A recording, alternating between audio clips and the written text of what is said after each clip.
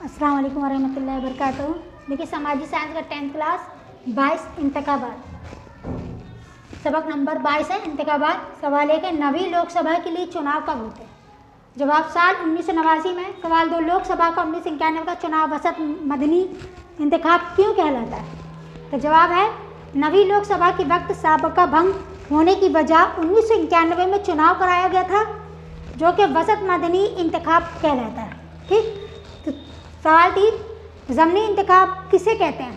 जवाब, ज़मनी इंतखाबात की हालत तब पैदा होती है जब किसी इंतखाब हल्का से मुंतखब नुमाइंदा की सूरत हो जाए या वो इस्तीफ़ा दे दे या अदालत के ज़रिए इसका चुनाव वगैरह कानूनी ऐलान कर दिया जाता है। ठीक। अब देखिए सवाल नंबर 4, वोट देने का हक क्या मतलब है?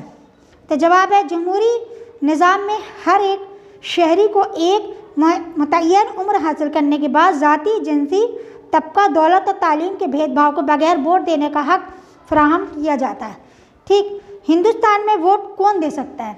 तो जवाब है, वो सभी शहरी जो हिंदुस्तान के शहरी हैं और 18 वर्ष की उम्र पूरी कर चुके हैं।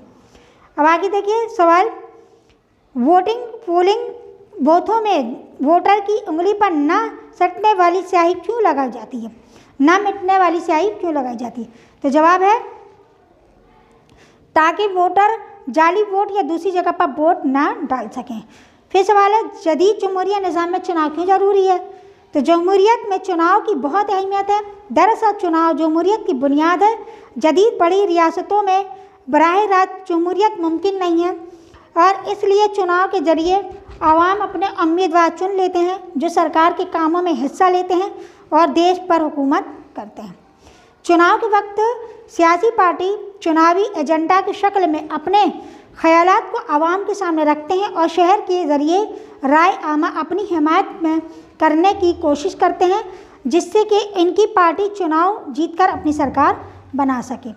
फिर देखिए सवाल, चुनाव कैसे कराए जाते हैं? तो जवाब है, ऐलान जारी होने के साथ ही इंतखाबी तैयारियां शुरू हो जाती हैं। सबसे पहले उम्मीदवार के ज़रिए इलेक्शन को क्वार्टर के पालन करते हैं, पर्चा दाखिल करता है जिसकी तारीख मुकर्रर होती है। पर्चा भरते वक्त उम्मीदवार को एक मुतय्यन ज़मानती रकम जमा करना पड़ता है। पर्चा मुकम्मल तौर से भरे जाने के बाद इनकी जांच की जाती है। इसके बाद पर्चा सही होने पर उन्हें उम्मीदवार करार दिया जाता है। एक मुकर्रर तारीख में उम्मीदवार अपना नाम वापस ले सकता है। ठीक। अब आगे देखिए कि चुनावी तकसीम खत्म हो जाने पर कि एक मुकर्रर तारीख में वोटिंग खत्म हो जाती है और वोटिंग से उम्मीदवार की किस्मत का फैसला मुमकिन हो जाता है। अक्सर वोटिंग में सिविक पैरिस का इस्तेमाल किया जाता है और वोटिंग का अमल पोलिंग बूथों पर खुफिया तौर की जाती है। चुनाव अफसरान बनने वाली सियासी से वोटर की उंगली पर निशान लगाते हैं और इससे ये राम दोबारा वोट देने का मसला खत्म हो जाता है। फिर आगे देखिए सवाल, चुनाव कितनी तरह के होते हैं? नाम लिखो।